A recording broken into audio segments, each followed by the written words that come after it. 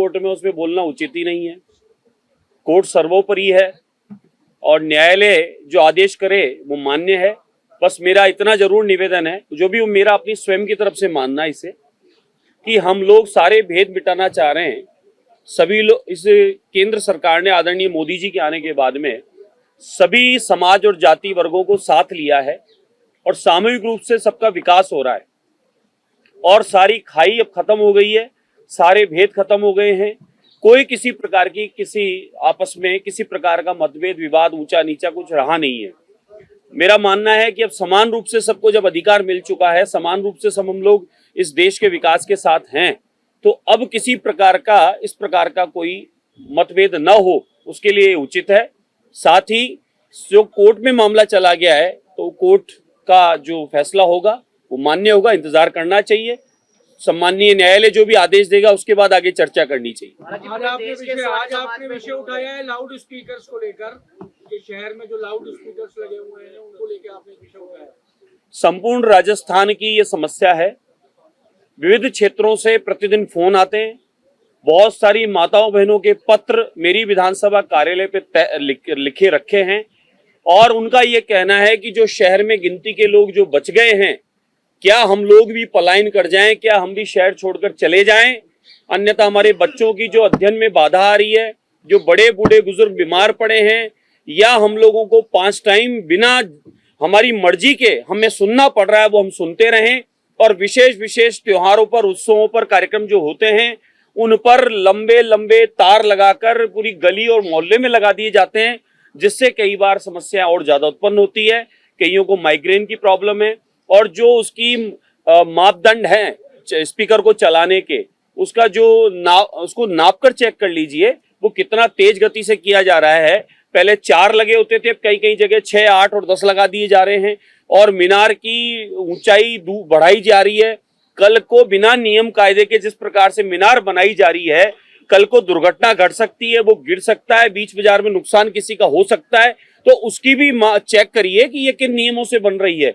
और आवाज की तो आप खुद जाके चेक कर लीजिए, ये मेरी नहीं है, मुझे अकेले को प्रॉब्लम नहीं है, वहां रहने वाले प्रत्येक व्यक्ति की शिकायत और समस्या है। और थानों में आप जाकर पूछ लीजिए, थानों में अनगिनत माताएं बहनें लेटर देके आती है कि इस आवाज का एक मापदंड तय करिए। हमें किसी की पूजा पद्धति से प्रॉब्लम नहीं है, किसी धर्म विशेष से प्रॉब्लम नहीं है, हमें उनकी पूजा प्रार्थना करने से कोई आपत्ति नहीं है, सबका अपना तरीका है। लेकिन उस पूजा पद्धति से किसी और को व्यवधान उत्पन्न हो, बच्चों का एग्जाम खराब हो, बड़े बूढ़े बुजुर्ग या अस्पतालों में किसी को असुविधा हो, उस बात का ध्यान रखना भी आपकी मेरी जिम्मेदारी है। इसलिए मैंने कहा है, जिसका जो स्पीकर की आवाज है लाउड स्पीकर की, उसको आप तय करिए।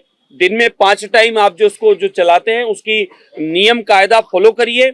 आवाज की जो गति होनी चाहिए, तेजी होनी चाहिए, उसके आवाज का जो मीटर है नाप कर वो चेक कर लीजिए।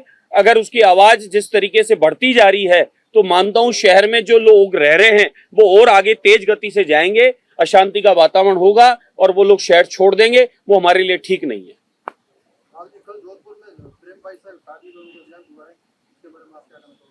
मैं प्रेम भाई साहब के चरणों में अपनी श्रद्धा सुमन अर्पित करता हूं।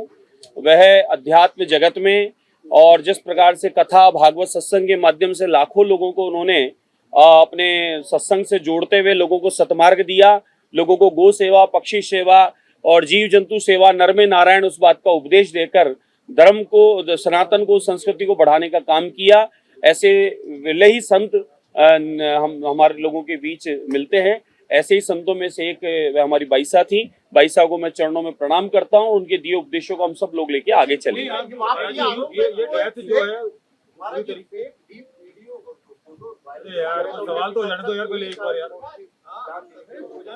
मुझे इस बात की कोई जानकारी नहीं, नहीं मैंने कोई इस प्रकार के कभी वीडियो देख पाया हूं, क्योंकि मैंने तो सोशल मीडिया से कभी कभार उनका कोई सत्संग जो आ जाता है किसी तरह से, वो जरूर मैंने सुना है। 1-2 बार मुझे साक्षात्कार का भी अवसर मिला था, लेकिन ये मिला था मुझे 2-2.5 वर्ष पूर्व मैंने मिला था। 1-2 कथा में उनको श्रवण का अवसर मिला था मुझे, कोई धार्मिक आयोजन में मेरे को ब्यावर में, पाली में, इससे इतना ही परिचय था। बाकी ऐसा कुछ है तो मैं उसके बारे में जानकारी लेता हूँ, फिर आपको बताता हूँ। डेथ जो हुई है पूरी तरीके से ये संदेह में आ रही है, उनका जो है एक इंस्टाग्राम पोस्ट भी आया था, वो काफी लेट आया था, उनकी डेथ के बाद आया था, तो यानी कि संदेह क्या जांच होनी चाहिए पूरी तरीके से? बिल्कुल बिल्कुल, देखिए अगर ऐसा किसी ने अगर सवाल खड़ा किया है तो उसकी जांच होनी ही चाहिए कि मृत्यु का क्या कारण रहा है। कि मुझे तो अब तक यही पता था कि अस्पताल में मृत्यु हो गई, हो सकता है बीमारी से मृत्यु हो गई। अगर किसी और कारण से उनका डेथ बताया जा रहा है तो उसकी जांच होनी चाहिए और पता होना चाहिए। और किसी को भी किसी के बारे में निजी इस प्रकार का करने का या उसको उसकी बदनामी करने का अधिकार नहीं है। आप किसी को भी किसी तरीके से ऐसा कर देंगे, उसको अपनी पूरी जीवन खपा दिया उसने अपनी इमेज बनाने के लिए, और आप एक क्षण में खत्म करना चाहें, वो उचित नहीं है। अगर इस प्रकार का किसी ने कुछ किया है तो वो दंडनीय है और उनके साथ मेरी संवेदनाएं हैं, और अगर ऐसा कुछ हुआ है तो उसकी जांच हो जानी चाहिए।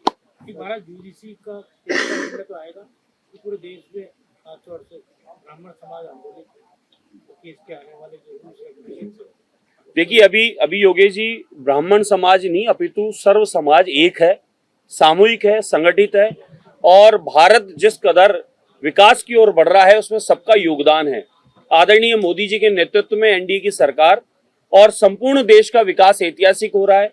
तिरंगा भी चल रहा है, सनातन भी चल रहा है, और चहुओर देश विश्व गुरु नहीं विश्व बंधु के रूप में देखा जा रहा है, और विश्व आर्थिक शक्ति के रूप में तीसरी महाशक्ति बन गया है, बनने जा रहा है कुछ दिनों बाद।